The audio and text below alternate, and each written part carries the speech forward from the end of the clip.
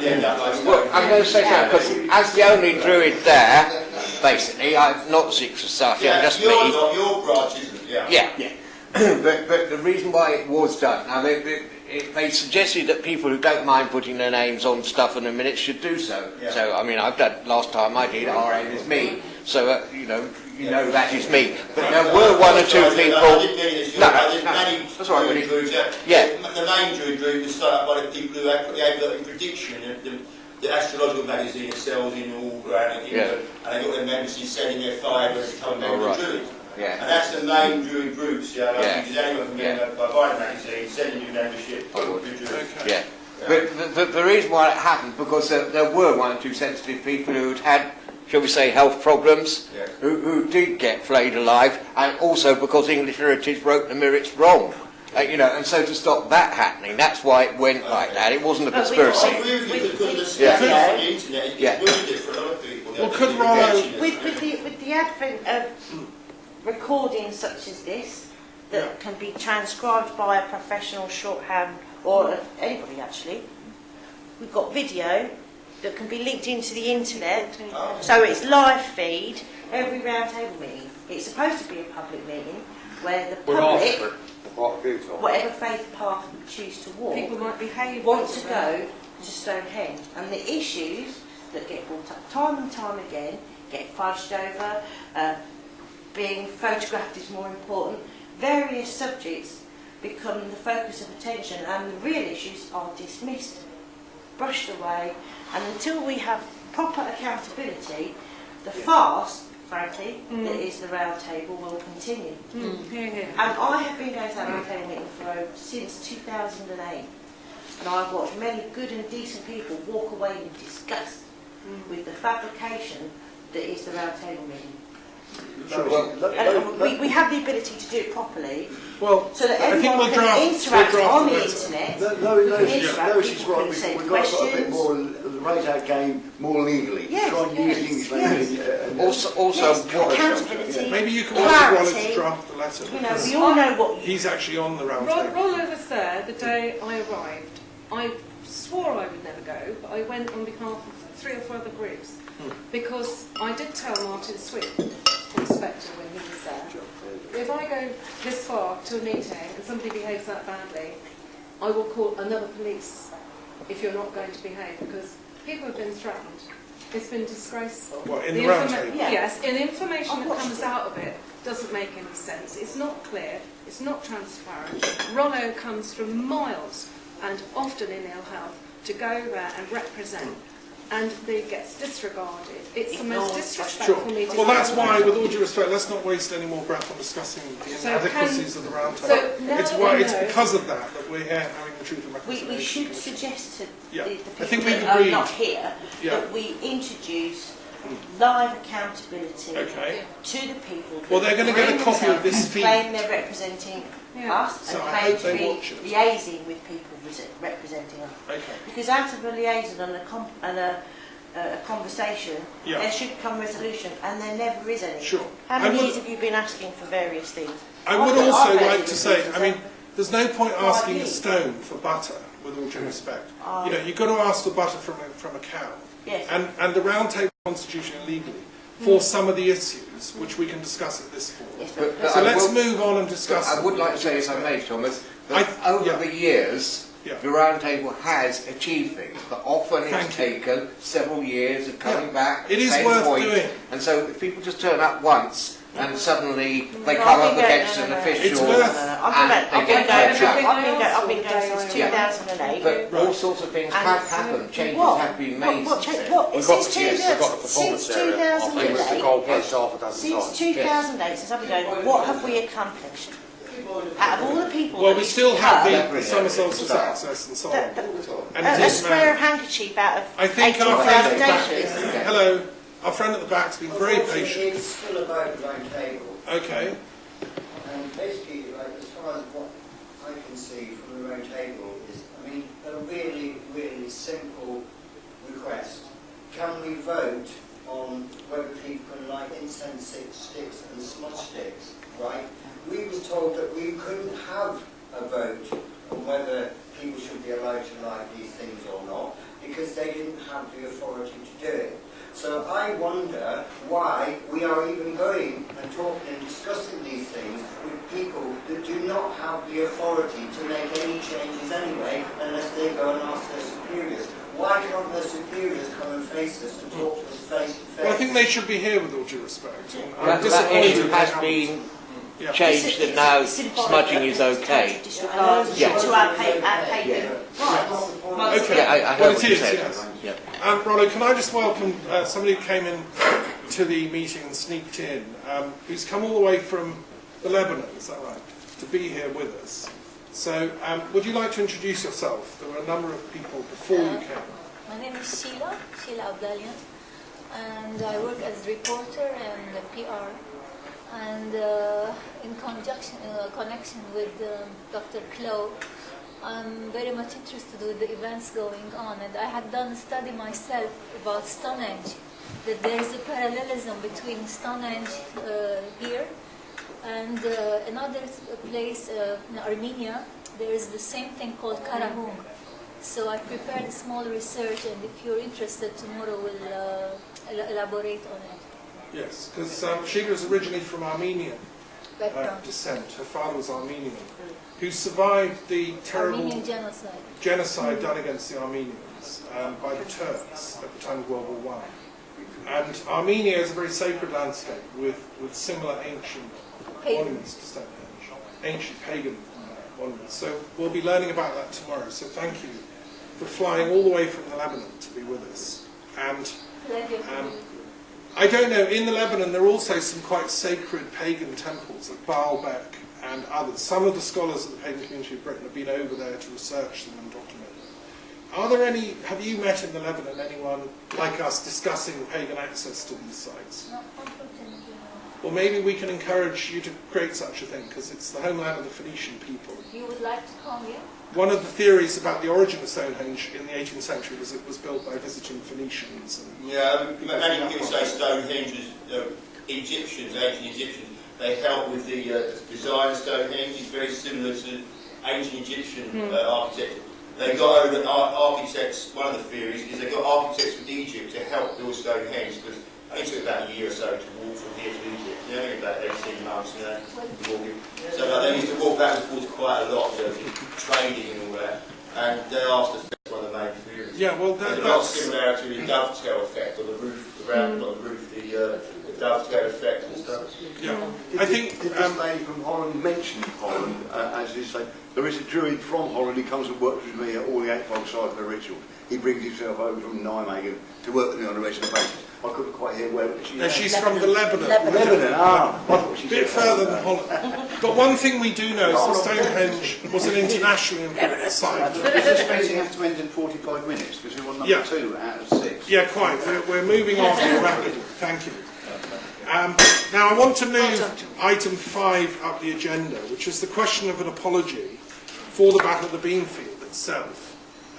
This was raised at previous meetings when we had, I think it was Andy Hollingsworth, did you come along? represented the police. Yeah. Superintendent. Yeah, and he fudged it. He said, "I'm not authorised to give an apology, but you know, I'm very sorry for what they did."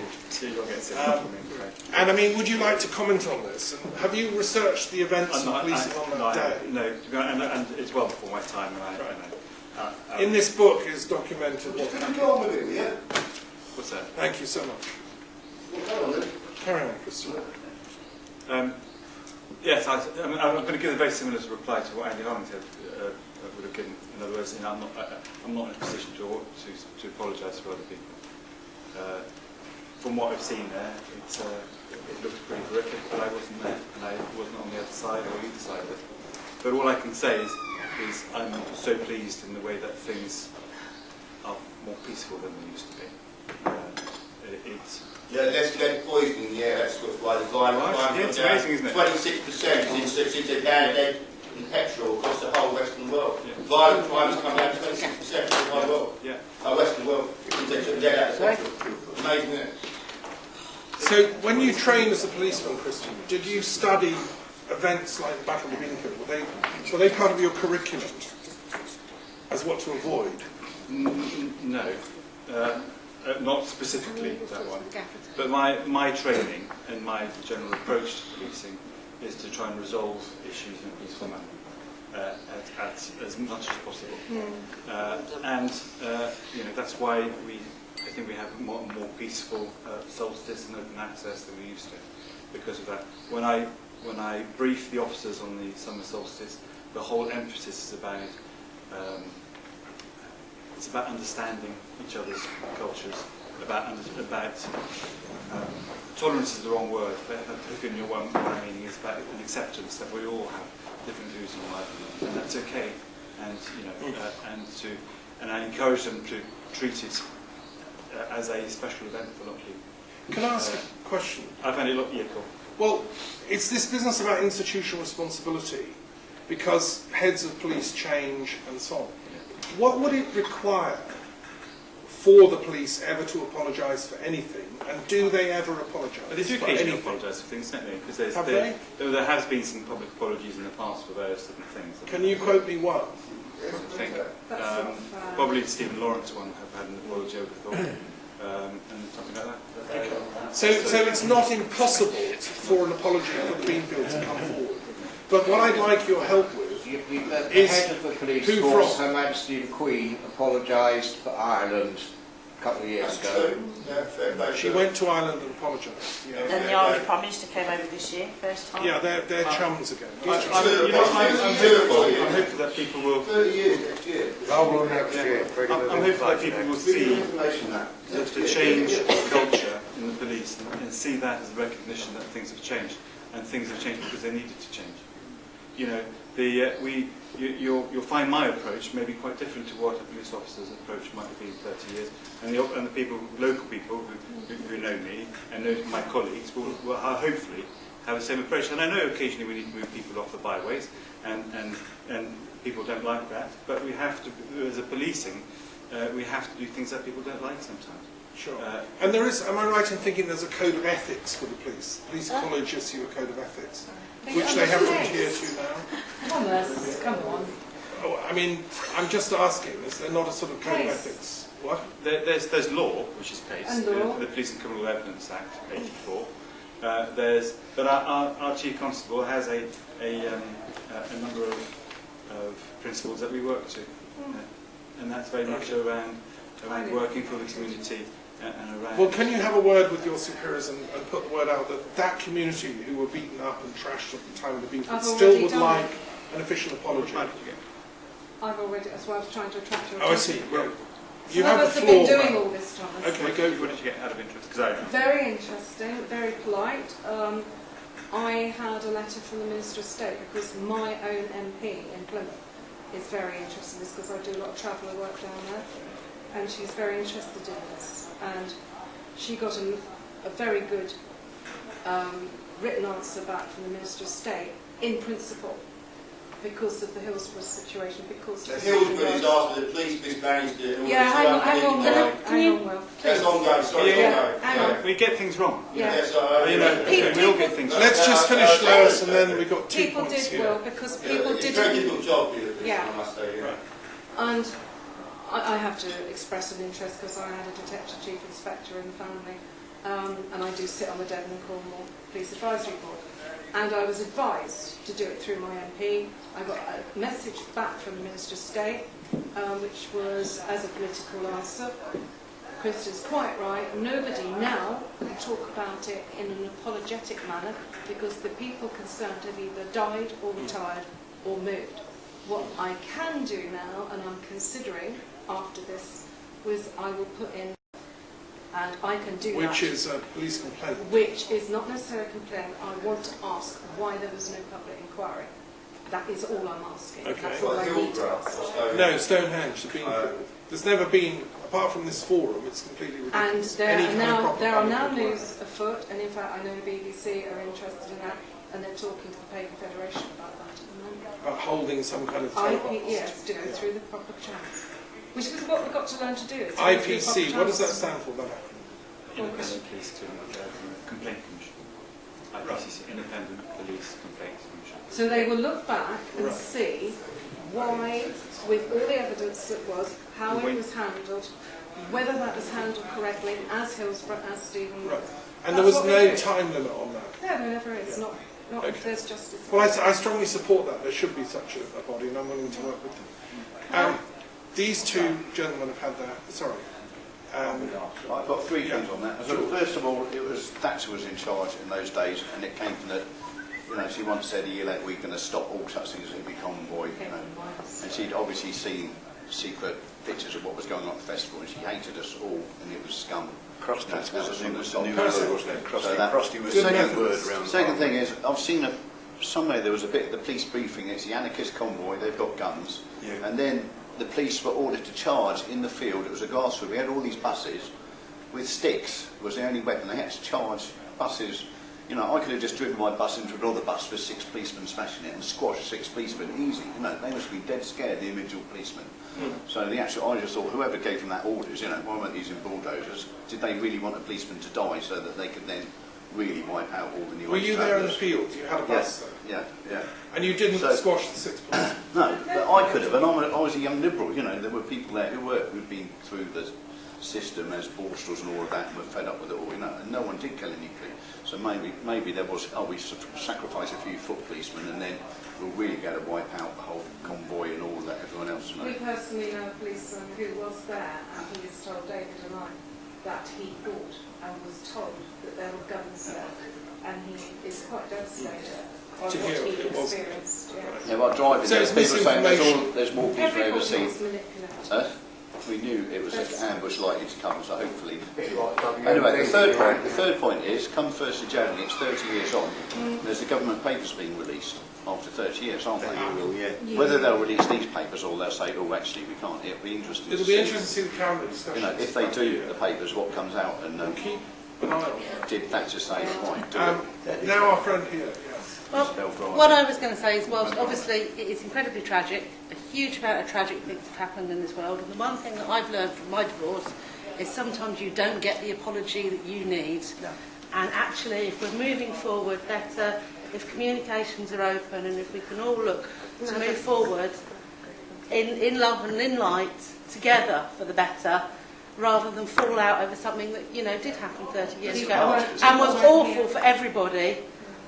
Surely the future has to be what has to be the priority. well, that's a valid perspective. Very valid. Truth and reconciliation, part of truth and reconciliation, you say, I'm sorry for my point in egging everyone on. You know, I really encourage everyone, get down there, even though I knew they were going into a riot situation. 85? Oh yeah, So and before I did 1 million leaflets, half a million stickers, get down there. And I knew that it was going to be like confrontation. So I'm guilty as well, sending people into the confrontation. I didn't realise it was a trap.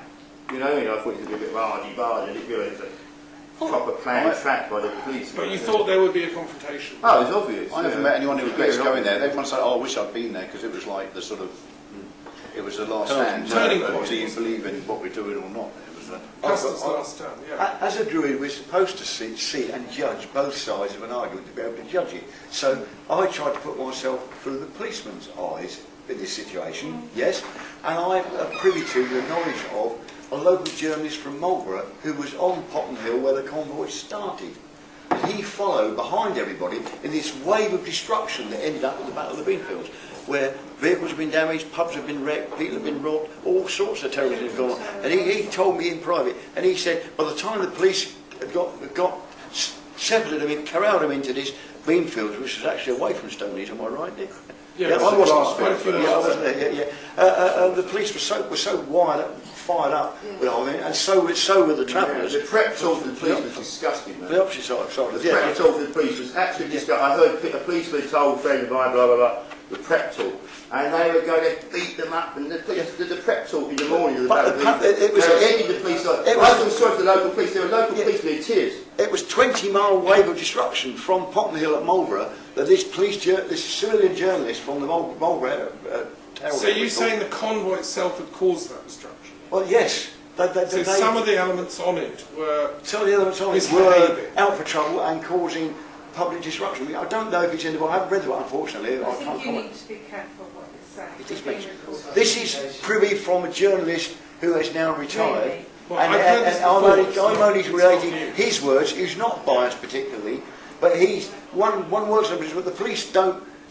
The things have to get pretty nasty before the police kick off. The police don't kick off on a kind of cold situation. Well, I think it was an overreaction. There had to be some element to see both sides of the argument. You have to see some provocation by whoever towards the police. Am I correct? The police. I can't see the motivation. I can't see the motivation. By the time you look back the bin field, We're police generally look for a quiet life. Yes, of course. You know, we don't want to get involved in the fight. We don't get hurt. You You know, lose like your anybody job else. with quiet life. You lose your jobs with the quiet life. Well, we would. Yeah, Well, that's why they can stop getting become police being natural. Police are being laid off because the violent crimes come down. Well, yeah, but that's good, isn't it? Okay. That's good. We have here. From their poisoning, so easily resolved, and now it's resolved, and that poison is out. So look, can I just point something out? In the last 25 years, violent crime gone down. The word police and the word politeness come from the same root. The police are there to be polite. So, being polite, I'd like to ask our friend here to... And I think you have to put things in context. And I think more or less at the same time, we had the Brixton riots, we had the Tottenham riots, and people were terrified. The police and law-abiding citizens. There was a polarisation. There was a polarisation. Yeah, I mean, it was just happening all around that period. And people were very They sort didn't of like a tense. gathering, even if you were a minor. So look, I think we've done the fifth point as much as we can. Can I just make One final point. Yeah. Okay. This is a letter. I'm just going to read you out an extract from this letter. It was written in 1901. Right? Sir, we think it is our duty to call your attention to what has recently been effected in the case of Stonehenge. As the Council is doubtless aware, the owner of the site, acting as has been alleged with the advice of certain learned societies, and with the object of raising funds to provide for the cost of restoring the monument, has erected a substantial barbed wire fence around the Stonehenge and a considerable extent of the open down to the south of the monument, and now levies a charge of 1 shilling a head. Whilst admitting the necessity of safeguarding the monument, and while appreciating the motives which have actuated Sir Edwin Antrobus, we desire to point out the grave legal and other objections to the course which has been adopted to provide funds for the purpose. Stonehenge has been freely open to the public from time immemorial. It was doubtless originally a place either of worship or of sepulchre, and it must be purely accidental that it has come into private hands. However, this may be the fact that the outer earthwork of the monument, blah blah, goes on about rights of way and how long. And it's people have been 1906. Yeah. 1901. Right. And It's an issue been around for a long time. to explain that the vast majority of people wish to have free and open access. And it goes on, the Druids put a call out to the public that we were being infringed from our rights, from accessing our stones, our terms of worship. And the reason why the field happened is because the pilgrims honoured the call and were trying to gather en masse at Stonehenge to fulfil the mission, which is worship freely. Sure. And then Since it led 1901, Yeah. we are all discussing the same problems that they were discussing in 1901. Sure. The same arguments against the same brick wall. Well, I think hopefully, there's a bit of light at the end of the tunnel. 114 years, 113 years. Yeah. And we're still talking the same, going round, so the locals saying, let us in free, they've been there forever. We've always walked up there for free. Barbed wire fences was invented. No one can remember the name of the guy who invented barbed wire fences, by the way. Because everyone hates him,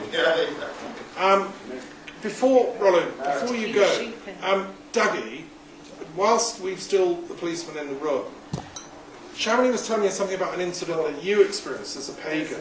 I think a lot of people would have been arrested during exclusion zones. Tell us what happened to you. 4 miles. I turned up at the cross, as was a meeting point. Actually, not so much anymore yet. To practice my faith, and admittedly it was on the summer solstice, but I believe it should be open for the cross quarters as well. And essentially any time you feel, really, as you would a church. It doesn't have to be Sunday, or a graveyard, again. So I was there, obviously there's a meeting point there for people with like minds. we were confronted by police officers with cameras, because I feel very strongly about my position in regards to that situation. I was aware of the situation, and I was partly there as an act of protest as well, to say, well, this needs addressing. So I addressed the cameras, quite passionately, you could say, but peacefully, as is my way.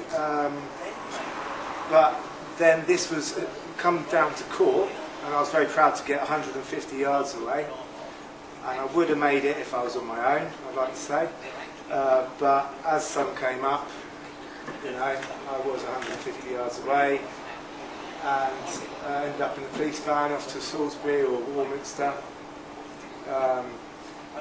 And then I had to turn up to court a number of times. They kept dropping my case. I had a duty solicitor. I was young at the time, and quite naive to the system, you could say. And I wasted a lot of time.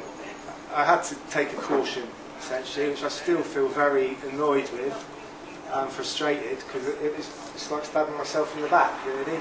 And I put faith in justice in my life, and my family supported me through that, because I'm not particularly, or in those days I certainly wasn't very experienced in the law, and it's a minefield of traps. You hear on the radio police telling you not to trust the police because it's essentially dangerous. That's from an ex-police officer who was commended. That was Radio 4. You know, it's a game that, unfortunately, the more integral and honest and simple you like to keep your life, the more at risk you will be. And so there I was, listening to my duty solicitor to take the charges. And when I kept mentioning, but I explained all this to the camera, there was a laugh, and no matter how much I just tried to say that I want this evidence that I've stated to the camera to come out in court. This is evidence, as I was enlightened regarding the EU law, practice to your freedom of worship and practice your speech. You're in the right place of your choice. And it was never administered. They kept saying that they couldn't find it. It was damning, but they would never express it. If it's damning evidence, why aren't you using it? But they wouldn't. And I would still like to see that, you know, God, we're going back 20 years, but I'd still like to see it. Well, not quite 20 years. So you didn't feel the system gave you justice? No, certainly not. And obviously they kept adjourning the court, so I'd have to come and travel a long way to Salisbury for this farce of a court case. So yeah, insulted, wasted my expense. Anyone who tried to support me, I didn't have money at the time, so it was a lot of energy. I took the caution purely because I didn't have the funds to keep paying this. It's almost like a game of poker. You know, you get outbid. Right, well, thanks for sharing that. There's no patient anyway, you know. Time and all that, you know, I mean, you might not be explained for it, but, you know, something like, as the local court said there, the local are going to give thousands of years without hindrance. You know, who are these cheeky sods come along and say to you, you can't go to Stonehenge? Cheek of them. So we've got Rollo next. He's very kindly had his hand up for 10 minutes here, Rollo. Well, what this is 1990, I went to be Mackenzie friend to George Firsoff, who founded his TRC meeting, when he took the matter of Stonehenge before the Lords Justices and the High Court ruling. And I have to say that, you know, we're talking about practices of justice. I mean, we were there all day, and we presented the case as best we were able and all the rest of it. And 3 judges in red retired for 5 minutes and came back to read a judgment which took 20 minutes to read. And it was to the effect that Mr. Chubb and his shilling may have been the current legal tender in 1901, but as far as the Lords of Britain were concerned, at that time they were £3.68, and now, by the side of it, they're £15, that shilling. So I think with what, but on the other hand, various things have come in the meantime, like Lord Irvine and all the rest of it, and processions going to Stonehenge. The government replaced Thatcher, deciding that we could have access to Stonehenge again. a lot of changes that have come about as a result of access, I would encourage people really to use the round table facility to make it better all the time, because it's the only point of access we've got with them. And if there are things like Lord Stevens' promise that we will be able to walk from anywhere into the stones, then this is the things that we should fight for through that medium. Because I don't know whatever else medium there is. Occasional press get interested and then they lose interest again, and that's, you know. Right, thank you for that. Well said, Bob. Right, now we need to just move on. Christian was going to respond to some of these points before he has to leave. It's really difficult to on respond. duty. I don't know all the ins and outs and so on. Like I say, you were saying... Don't expect an apology for Hillsborough, 200 dead at Hillsborough. That's not your problem. It's nothing to do with this. Right. I think far less casualties at Stonehenge. Please, can you allow other people to speak? I came here to a meeting and there is only distinctly one voice. Right, Christian, go for it. No, what was I going to say? I think your caution's probably off the records by now anyway. But that doesn't help, because it still feels like a miscarriage of justice, and miscarriages of justice feel painful. And I'm sorry that you didn't feel like you got justice. You know, I became a police officer because I wanted a just and fair society. I mean, it may sound all kind of idealistic or whatever, but that's why I became a police officer. Because without you know, well, but you know, that's my view on it, and I'm sorry that that's happened to you. That's probably why you're here, because You're the nicer man. Well, I came here because I wanted to be here. It's my patch. There is also pagan police officers. Oh, yes, there is. Yeah. Society or something. Do you know any of those people? I don't know. We'd be good if the TRC wrote to them and got them to come along and address this issue about the policing of pagan type events and stuff. Yeah. There's all sorts of police. So they could represent our interests through the... The Police Federation that owes us 70 million at the moment as well. Well, they're all a bit dodgy. We don't but you're actually call it. Anyway, I've got to disappear, I'm afraid. But I'm going to see maybe some of you later on. Yeah, he's involved with the sound equipment, so at the party to celebrate. Well, we'll see you later. Okay, good. Thank you very much.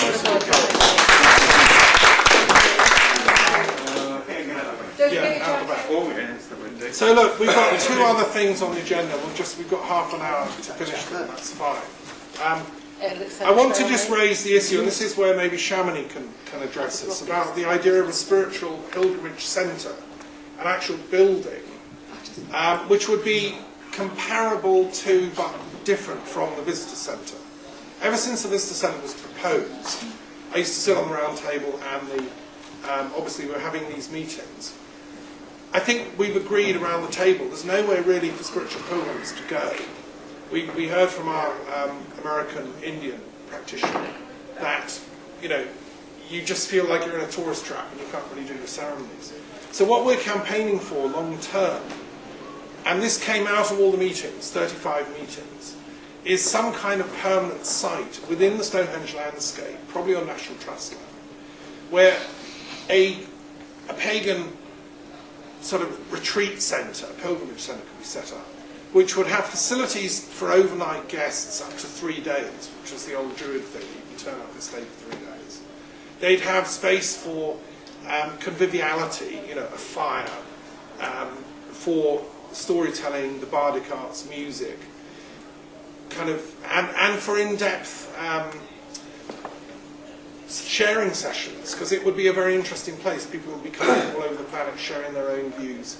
What I would like in that centre is that it would be voluntarily manned by different pagan groups, Wiccan covens, Druid groves from throughout the British Isles, who would take maybe a week of the timetable to be there as the guides and the guardians. And of course, nobody's got a monopoly of interpreting Stonehenge, and the shamanic group would explain it in one way, etc., etc. But just you know, a centre where people could come, and there's nothing like that at the moment. So I think this would be an excellent idea. Now the question is, how can the community actually organise that? It would need funding, it would need you know, donation of time, manpower, etc. And we'd above all need an architect to design something. So can I just ask Shamani, do you want to just comment a few things about this at the moment? Well, for the last, since 2010, we envisioned the same thing, to kind of make a cultural centre for indigenous native rituals, practices, people just to come and share. And so we made a kind of design of an idea, and we touched base with Ben Law, who's a Ramble timber builder, and then lots of other people joined us, and we had a discussion where we live, and we made a proposal to Southwark Council to build one for Peckham, because we thought that would be the most positive way to regenerate a community, and we could work with the Permaculture Association to create permaculture gardens and an agriculture project to teach children how to grow food. And they said, before we give you £6 million to make this cultural centre for community, we need you to prove that it works, because that's a patch of land that could cost, that we could sell for £6 million. So we've been spending the last 3 years devising the project, resourcing in professionals that are interested in creating cultural centres, donating their time for free. And I went back to education. I did my 3-year degree in fine arts. I worked with architects, interior architecture designers, conservation managers. I pushed him to do his conservation environmental science degree just to prove that he knows what he's talking about, so that we can have a team to repropose this to government. And Jeremy Hunt, who was the cultural secretary, now the health secretary, is our main patron, who really bought a piece of land which was rock bottom cheap near where we live, which was an amazing find. 3 acres with a river, meadow, bog, coppice, and that's where we're trying to make the first one, and everyone's really behind it. But in the meantime, in Surrey, for government leaders, lawyers, accountants, bankers, investment bankers. So it's not the best place to start in terms of helping people, but we can prove it works somewhere, and also maybe heal those people in some way so they can help others. But in the meantime, we were pulled into Glastonbury to talk about our projects there, and somebody said, well, we need this here now. And so we were offered, somebody's bought a building so that we can start the ball rolling there to actually document that in the package, along with the design and the business plan, to say that, well, this works here, so it should work everywhere. So you're doing it in Peckham and in Surrey and also in Glastonbury? Yeah. And you could work with us as a team to come up with a possible design for centres similar to Stonehenge. Well, yeah, the idea is to scale it. So I work with a research enterprise body at the local university to me. They put me through lots of hurdles to teach me how to present this in the right way and what boxes to tick. And I've been meeting with other cultural leaders in the country that are really behind this. So I'm just trying to get all the evidence together and document, bring in the right people that speak well, know their stuff, and then we can do it. Okay, so anyway, tomorrow at the conference, Shamans is going to be talking about her work in a bit more depth. So thank you for coming. Is there anyone who would like to comment more generally about this idea of a spiritual pilgrim centre? Does anyone else feel the need for it? Yeah. Right. Yeah, go for it. No, don't worry about that. Keep to yourself anyway. Okay, Terry. I'm not trying to be negative. I've dealt with stuff like this at Avebury, for example. The Avebury bypassing Avebury Stone Circle totally, was in planning application and rubber stamped and passed in 1958. It's never happened because we're dealing with National Trust. We never quite get round to anything. Really? So I'm very worried about the lady saying we want to use National Trust land. Yes, they'll rubber stamp it. You might have the finance, you might have a drawing, you might have everything sorted out. It just never seems to happen. There's quite no rhyme, no reason for it. It never quite. Am I right? Yes. Yeah. If you think English heritage is a problem, It's like National Trust, because they're in private ownership and they use a public body as a front for themselves, which is so. Well, the alternative is MOD land, and you know. We met one of the old conservation managers for MOD land. Right. Again, he's, as I say, an old one. He's not in power, as it were, at the moment. Right. It wasn't just National Trust. But okay. You must think they're going to build on there. Why don't you park on there? You know. I mean, is it going to be a closed shop? Is it going to be? I'm not a pagan. I'm not a Wiccan. I'm not a Druid. It's going to be a closed shop. It's going to be. Well, I may open the door, mate, but we know room at the inn. Well, I hope not. I think it should be obviously an open, inclusive centre for genuine spiritual pilgrims, you know. But like manning it and organising it, I don't see why the MOD couldn't be persuaded, to be honest. Does anyone know the legal basis on which the MOD uses so much of Salisbury Plain? Defence of the Realm Act, they commandeered common land. They don't own it, do they? No. They're tenants, are they? They commandeer it under the Defence of the Realm Act. They do it all over the country. The RAE at Farmers is a prime example. It took up Highstock Common and part of Middley Common. So they commandeer the land? Commandeered it under the Defence of the Realm Act. Right. And they still... So we need a new Act of Parliament. A lot of land has gone empty at the time of the Depression. Lots of farmers around here were bankrupt. They stepped in to buy up all these bankrupt farmers around here, MOD land.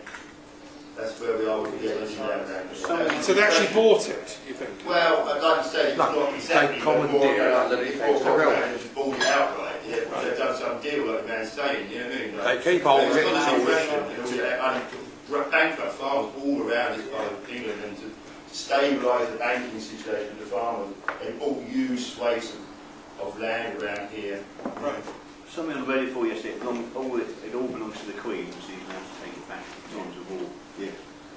What the MOD is supposed to be budgeting and sorting itself out. They commandeer land. They could sell off a lot of land. Under the Defence of the Realm Act, they keep a grasp on it till the common land is beyond anybody's living memory, and then they sell it off to private enterprise. Yeah. They demolish the buildings they put on there, sell it to the brownfield sites, and develop industrial estates and housing estates on what was common land, which under current law is illegal. They're doing it around, they get a job with the building. They've done it all over the country. Right. I mean, it seems to me that you know, if the British public owned Stonehenge, and the British public wanted some kind of a spiritual sanctuary centre in its environment, and if the British people own the surrounding plain of Salisbury, then it's probably a political, you know, act that would be needed to endorse all this. So, I mean, I did 30 meetings in the House of Lords on ethics and policy. I just want to flag up something, because under another hat I'm a peace researcher. I'm proposing that this country needs something I call the peace policy. We have a defence policy, and we spend millions and millions of pounds every year on defence policy. We invade foreign countries like Iraq and Afghanistan, and we send troops over there to die. What I'm suggesting to the British people is we need a peace policy which would reframe the way we think about defence and security. You know, I take the view that if Britain seriously wants to live in a peaceful world, where countries like Lebanon and Syria and elsewhere are also living in peace, we have to show a bit of leadership in terms of getting our own act together. I think a symbolic kind of spiritual sanctuary, which would also be a peace museum, George and I discussed this at great length. It would tell the story of the Battle of the Beanfield. It would be like a peace museum from the people of the grassroots in the landscape, surrounded by the MOD practicing in their tents, would send a kind of signal to people that come to Britain that, no, we're not all just gung-ho military types that like bombing foreign countries. We actually are caring, loving people. And my God, we have spiritual traditions that go back a very long way. So I think it's a political campaign that's needed. Dougie? I think the emphasis is not about being secular to a weird Druid, a weird sect or that sect. As you're saying in Lebanon, and you've got places, PowerPoints across the planet, the grid up, all connect. It's an ancient global system, if you like, of belief and practice. It's holistic. It's not purely spiritual, it's grounded in practice. Yeah, it's earth magic too, it's practical. It's about, Can I just say something? Okay. I've just noticed that the person that's taking the minutes has walked out. So, is Her somebody else husband's doing still it? recording. Oh, okay. Are you actually going Sorry, to it's just transcribe all this? Some So of it. I just think this is necessary. Any more than that is word for word. Well, it's being filmed as well, but we've got a recording. My point was kind of the opposite of this gentleman, so I didn't catch your name, in that he's worried that it's going to be just for pagans or druids or everything. My worry would be, how do you make sure that there is good and equal access to it and it doesn't get filled up with Japanese tourists and doesn't in fact become three-ring monkey? I'm just using that as an example. Shinto priests are welcome. That, you know, it doesn't actually become another, you know, that it doesn't become a tourist appendage to attraction, the tourist that it actually becomes a spiritual centre. They're spiritual as well, Japanese people as well. I just sorry I use that as an example. I do apologise. I'm not a racist, sorry. I apologise for racism. I don't want it to be a tourist attraction. I want it to be what it is intended for, a spiritual centre. So if you can and think not of that a it way ends up being for people. If you can think of a way of Yeah. writing that into the constitution, I think it should have a written constitution. Yes. I also foresee that there would be lots of conflicts between the interest groups sharing it. Can you imagine all the Druid groves and all the Wiccan covens throughout Britain and all the shamanic groups and all the rest sharing a project? Yeah. So inbuilt into the constitution would be mandatory conflict resolution when disputes break out. And also something along the lines of, that obviously certainly, that you have this 3-day period, but so that, it does get good use through many people, and there is a turnaround that people are only allowed maybe that 3 days within within a year apart or from whatever. volunteer staff. So that that there is a turnaround, that everybody gets an opportunity to use it, not that somebody comes for 3 days, goes away for a week, comes back for 3 days. No, they would have to be fairly done. Yeah. Thanks for those points. Yeah, madam. I think it's quite a good idea, because we have local to where I live, we have a peace farm, and it is a centre for peace and mediation. Right. Conciliation. Is this Coromila? Yeah. I've heard of it. And it's a farm. Right. And it's run on an organic basis. Okay. And it's also a conference area, and it incorporates all ages, right. All sections of the community, and visitors. Didn't the founders win a Nobel Peace Prize? Sorry? Didn't the founders win a Nobel Peace Prize? Yeah. It is a very, very big thing, because you look at Northern Ireland, and in the middle of all that, we have a peace farm that works.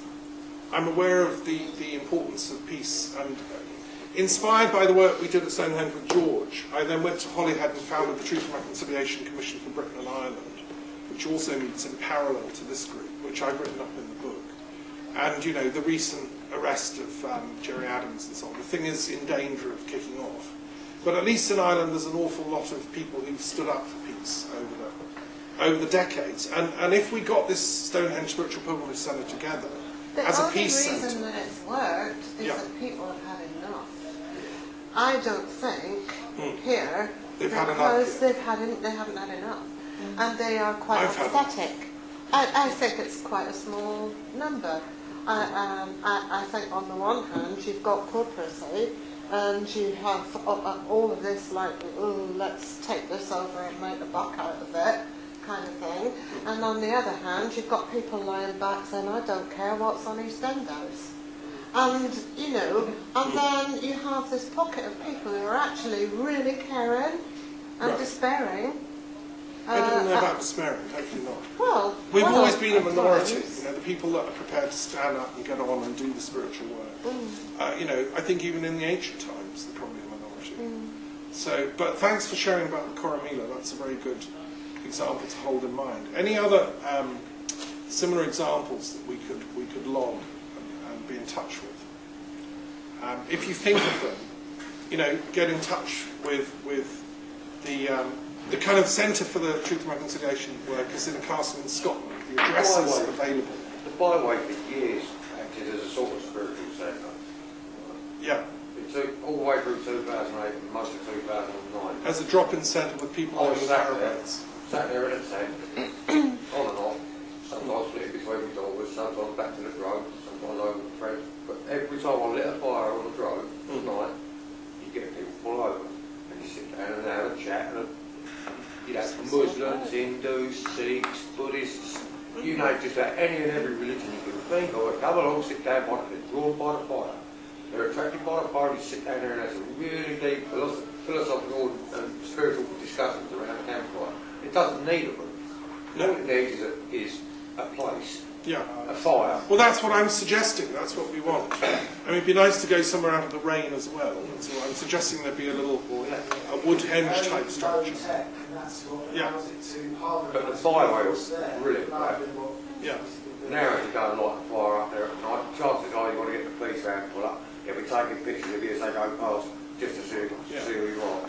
Well, that's a very useful discussion. The final point that I think we've kind of discussed it, is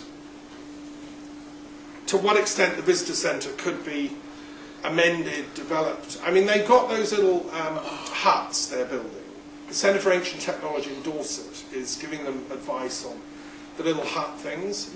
Now, I know they're open to volunteers and so on to go in there, and I can say that if some local pagans from Wiltshire area wanted to go in and organise some sort of ritual ceremonies, I think they'd be open to it, actually, which would take it right on the doorstep.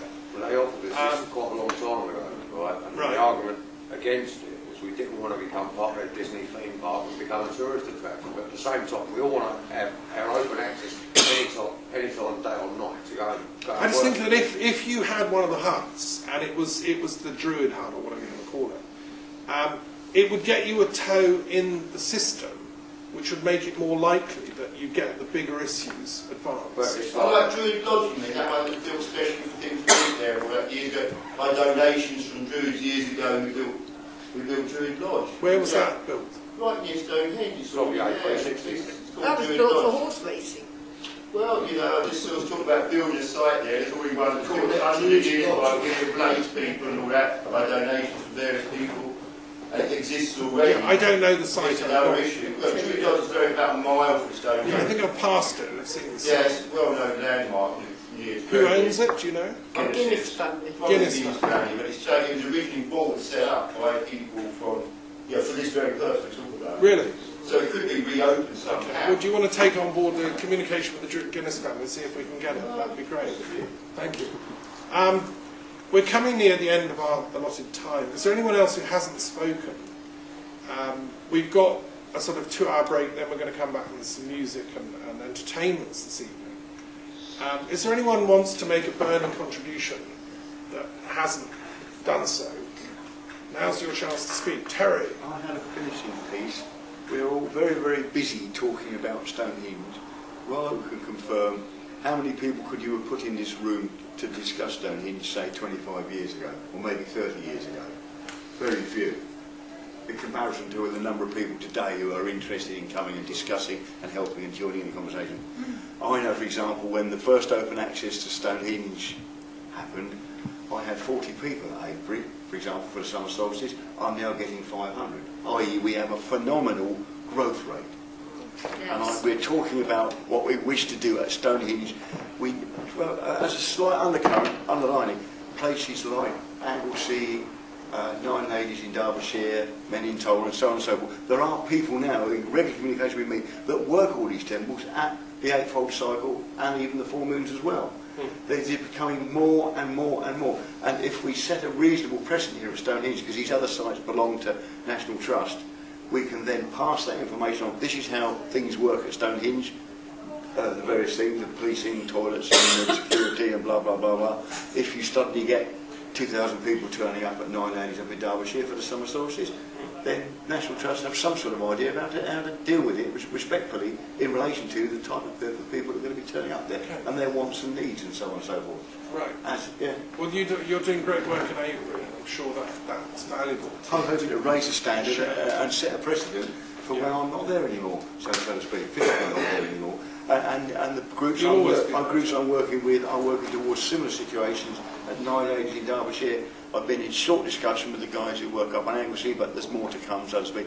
And there are other groups around the place wishing to revive the various temples around the country that we know are still there. Sure. And they're invariably on National Trust sites. So a level of good behaviour, if you like, and sound legal argument and conjectural debate and so on and so forth put forward in an intelligent, sensible manner will raise the standard for those who wish to try and attempt to do similar things in other places. Thank you. Up until 1983, Stonehenge was actually managed by the National Trust until English Heritage was formed and they handed over management of it. Right, Rollo had a That's when we still had free and open access. Well, that's why perhaps the most important thing you've got written on the agenda here that we've all been discussing this afternoon then is to insist on the rights of spiritual pilgrims who wish to go to Stonehenge for worship purposes should be respected, because that one, and like you were saying about Canterbury Cathedral, weren't charging, but if you want to go in for worship you can, so it's just letting people in every day to worship who wish to. Yeah. That would seemed to me to be the most important thing that this Sure. group has Could focalised campaign for. All these other temples we've just been talking about, right, all have free and public access. Apart from Stonehenge. Stonehenge is the only one where if you want to use it for, you've got to pay. Which I think is, I think we've or- agreed is something that needs changing. So in effect, something like Canterbury Service, say Matins is whatever hour, you know, the times of the services, that at those hours, but obviously that goes away from the being free to go whenever you want. It's a bit like but it would certainly be a big improvement. Yes. If you were allowed in for an hour a day at this My hour, vision- at sunrise and sunset, Yeah. then it would be a huge improvement on not being allowed in at all. Yeah, my vision of the Spiritual Pilgrimage Centre is that it will be staffed by volunteer, you know, elders, priests, shamans, whatever you want to call them. And they would then have like a pass to go into the middle of the stones at certain agreed times, like dawn, sunset, and so on, and be able to take visitors to the Spiritual Pilgrimage Centre in. Similar to That's- festival services. Yeah, just like a kind of religious service. So they would be given access to on a special trail from the Pilgrimage Centre down to the stones. Like Shouldn't St be Paul's more than a mile. Cathedral. Sorry? Similar to St Paul's Cathedral. Well, precisely. Yeah, Free yeah, access it's to free all for of going it. to train. And that. Salisbury. You have to pay. And Salisbury Cathedral. And Salisbury. Yeah, yeah. Similar setup, yeah. I mean, some Christians have supported the work of the TRC right from the beginning. We had someone representing Salisbury Diocese used to come to the early meetings. And I used to sit on the Anglican Pacifist Fellowship Committee because I'm also, you know, a kind of Druid Christian, a bit like Stookley. And I think that Christians should also support this right of access to this ancient temple. And what would Jesus do? He'd say, let them in, and he never made people pay to go in and pray. He was whipping them out of the temple, the guns changers, wasn't he? Yeah, he was trying to get rid of the money lenders. He with swords and all that, didn't he? He chased them out of the temple. Yeah, quite. That's what I read in the Bible. We mustn't let it interfere with their cash cow potential. We mustn't get in the way of them. Well, I'm sorry, I think I'm with Jesus on this one, which is, if people want to pray, you don't get in their way. You facilitate it. All they got to make their penny. It's also worth remembering that these stones were already very ancient when Abraham was around in 1750 BC. If we put this in perspective, I mean, Brian Vision Dance was Jewish, and yet he was an amazing activist for rights to the stones. I want to close the meeting with reading one final piece that was sent actually from a friend of mine who's a Kabbalist from Israel and who introduced New Age thinking into Israel. She wrote a very interesting piece to read out here. If I can just close with that. This is a woman called Zipporah who has been, as I say, instrumental in Israel getting dialogue about spirituality with different religions, different faiths. And one of the projects I've been working on since being invited to Israel to talk in Palestine is opening up the Golden Gate in the Eastern Wall of Jerusalem's old city, which is a symbolic sacred site on the planet. So if Stonehenge can have a spiritual pilgrimage centre, so can the Golden Gate. I want to just read this. This was sent by Zipporah. Quotes, actually, your doctrine of non-violence is mobilising. Humans experience shock and contractions through the various collective traumas. The history of humanity is traumatic. Yet, there is the new world being born, and healing is carried on. Still, we witness the impact of the public's response to violence and fear repercussions via exposure to human history of violation. Those sensations spread as waves. But many souls come together to reclaim and embody the vision of peace and love. Indeed, your non-violence campaign deepens the field of compassion at the subtle activism levels of meditation. And she goes on to say, this is actually the return of the very first tables of freedom that were broken by Moses. The Bible states very clearly, planet Earth is about to manifest enlightened understanding of the heart, Jeremiah 31:31, written upon the tables of the heart. It signifies the right distribution of the resources of the planet, giving basic needs to all people as their birthright. This is needed in order to embrace enlightenment as the way of life of man, in light of observing that life is one, but it entails free choice. To choose life. I just wanted to quote that. So I think we should, as we close, we should remember that this work, this Truth and Reconciliation Commission for Stonehenge, is, as Brian Vision-Dance used to say, a microcosm of bigger issues. He used to talk about social acupuncture. If we can enlighten the light energy here, then we unleash and release a lot of light energy in other sacred centres, as Dougie said. We raise the game. We raise the game across and I think, given the confrontation between the sort of forces of militarism and the force of peace, we need to raise that game. And I personally am pledged to, to see a spiritual pilgrimage centre, a peace centre, come into the landscape somewhere around Stonehenge. And so I would like to thank you all for coming and sharing. I'm going to finish with the Tibetan gong. Tibet is another marvellous place of many spiritual centres that have been trashed and despoiled. I'd like to also see its light energy resurgent. So thank you, and if you'd like to know more about the history of all this, read The Battle of the Beanfield, the book by Andy Worthington, or Stonehenge Celebration and Subversion, again by Andy Worthington. And there's this book which tells the story of the earlier meetings and the work of the TRC itself. And there's the book that Robin's produced. There's also a work on Druidry and transpersonal history I brought along, which was a Mount Ebus lecture I gave in Salisbury a couple of years ago, which goes into my definition of Druidry, based on my own PhD into the nature of transpersonal history, which is a sort of antidote to the secular archaeologists' attempt to denigrate the spiritual factor of history.